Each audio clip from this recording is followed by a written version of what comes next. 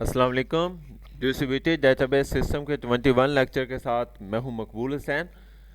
आज के लेक्चर में जो हम टॉपिक डिस्कस करेंगे वह है schedule and conflict. Conflict schedule का पिछले लेक्चर्स में भी हम ट्रांसमिशन के बारे में यानी डाटा एक जगह से दूसरी जगह किस तरीके से ट्रांसफ़र होता है उसके बारे में डिस्कस हो रही थी। उसी के मज़ीद डिस्कस करते हुए हम शेड्यूल और कॉन्फ्लिक्ट के टॉपिक को आज डिस्कस करेंगे। तो देखते हैं जी, schedule and conflict in this system with the number of simultaneous transaction. A schedule is the total order of execution of operation. यानी शेड्यूल में क्या चीज़ है, जब भी हम डाटा एक जगह से दूसरी जगह ट्रांसफ़र करेंगे तो वो शेड्यूल में वो तरीकाकार बताएगा, यानी टोटल किस तरीके से या किस मैनर से हम डाटा एक जगह से दूसरी जगह ट्रांसफ़र करेंगे और कितना डाटा जो है वो एक जगह से दूसरी जगह ट्रांसफ़र होगा।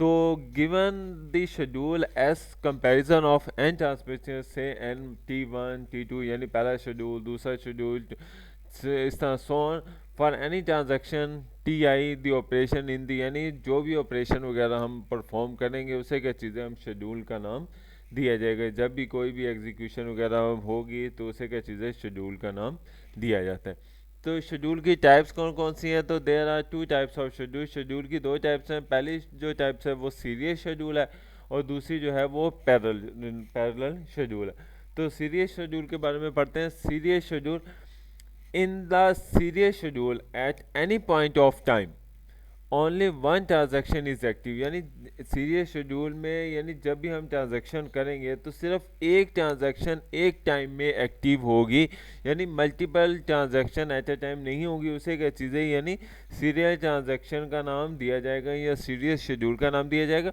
तो मिसाल के तौर पर there is no overlapping of transaction, यानी ओवरलैपिंग नहीं होगी। ये नहीं होगा कि दो या तीन या चार क्या चीज़ें ट्रांजेक्शन एट ए टाइम हो रही हैं तो वो क्या चीज़ें यानी ओवरलैप नहीं होगी। पहले शेड्यूल पहली ट्रांजेक्शन होगी, फिर सेकंड ट्रांजेक्शन, फिर थर्ड ट्रांजेक्शन, इस तरह सोन क्या चीज़ है वो ट्रांजेक्शन होती जाएंगी तो उसे क्या चीज़ है वो सीरियल शेड्यूल का नाम दिया जाएगा। दिस इज डेफिनेट, इसको हम डायग्राम के जरिए अब समझते हैं। तो जिस तरह डायग्राम में देखो, पहले शेड्यूल यानी T1 हो रही है, फिर T2 हो रही है, फिर T3 हो रही है, यानी तीनों जो शेड्यूल ये जो ट्रांजेक्शन हो रही है ये वन बाय वन हो रही है। यानी पहले T3 ट्रांसफ़र होगी, फिर T2, इसके बाद क्या चीज़ें T1, इस तरह सोन क्या चीज़ें वो चलती चली जाएंगी। तो यानी ये क्या चीज़ें ये एक दूसरे को ओवरलैप नहीं कर रही है और ना ही क्या चीज़ें इकट्ठी क्या चीज़ें ट्रांसफ़र हो रही हैं। ये वन बाय वन क्या चीज़ें एक जगह से दूसरी जगह ट्रांजेक्शन होगी। तो इसे क्या चीज़ें सीरियल ट्रांजेक्शन या सीरियल शेड्यूल का नाम दिया गया है। उसके बाद आता है हमारे पास जो दूसरी टाइप थी वो पैरेलल शेड्यूल है। सीरियल के बिल्कुल अपोजिट है। तो पैरेलल शेड्यूल यानी parallel schedule more than one transaction as are active simultaneously, यानी दो या दो से ज़्यादा जो ट्रांजेक्शन एट ए टाइम की चीज़ें एक्टिव होंगी इकट्ठी तो उसे क्या चीज़ है पैरेलल शेड्यूल कहा जाएगा। मिसाल के तौर पर तो this transaction contain operation that overlap at a time, यानी इसमें जो ट्रांजेक्शन होगी वो ओवरलैप होगी, यानी क्योंकि दो या तीन या चार ट्रांजेक्शन एट ए टाइम जब हो रही होंगी तो उसे क्या चीज़ें जब वो एक दूसरे को ओवरलैप कर रही होंगी तो यानी क्या चीज़ें इकट्ठी चलेंगी तो उसे क्या चीज़ें हम पैरेलल शेड्यूल का नाम दिया जाएगा। इसको हम एग्जाम डायग्राम के ज़रिए देखते हैं।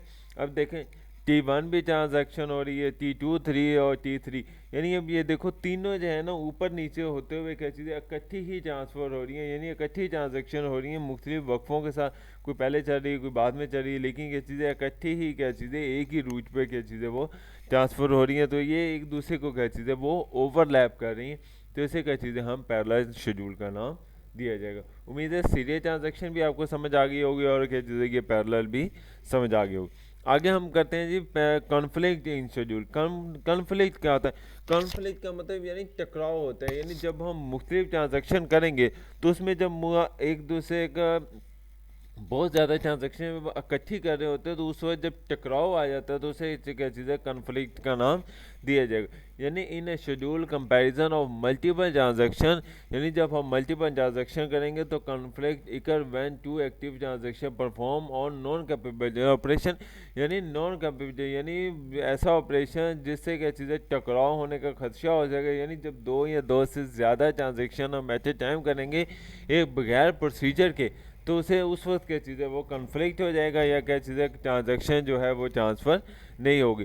तो two operation are said to be in conflict when all of the following two condition exist similarly, यानी जब दोनों कंडीशनें सही हो जाएंगी, तो यानी या तो कंडीशन ट्रू होनी चाहिए या फॉल्स हो, यानी दोनों कंडीशनें सही हो जाए, ट्रू भी हो जाए फॉल्स भी हो जाए, तो फिर क्या चीज़ है, उस वक्त क्या चीज़ है, वो कन्फ्लिक्ट हो जाता है। यानी जैसे तो कन्फ्लिक्ट उसी वक्त आता है जब क्या चीज़ है, दोनों कंडीशनें आपकी ट्रू होंगी, तो फिर क्या चीज़ है, दोनों ट्रांजेक्शन एट ए टाइम क्या चीज़ है ट्रांसफ़र होना शुरू हो जाएंगी, तो उस वक्त क्या चीज़ है, वो कन्फ्लिक्ट हो सकता है। यानी तो the two operation are part of the different transaction, तो दो ऑपरेशन है, यानी तो पहला है कौन सा है जी, both the operation access the same data item, यानी दोनों ऑपरेशन एक्सेस किए जाएं एक ही डाटा के ऊपर। जब हम दो ऑपरेशन इकट्ठे करेंगे दूसरा क्या चीज़ है, कन्फ्लिक्ट आ सकता है, या दूसरा क्या चीज़ है, at least one of the operation is write item operation. मिसाल के तौर पर इस try to modify the data, यानी आप ट्रांजैक्शन भी कर रहे हो और साथ क्या चीज़ें होता है मॉडिफाई भी कर रहे हो, तो उस वक्त भी क्या चीज़ें कन्फ्लिक्ट आ सकता है। अब आता है equivalence of schedule. Equivalence of schedule आमतौर पर तीन टाइप्स की होती हैं, यानी equivalence of three schedules can be of the following types.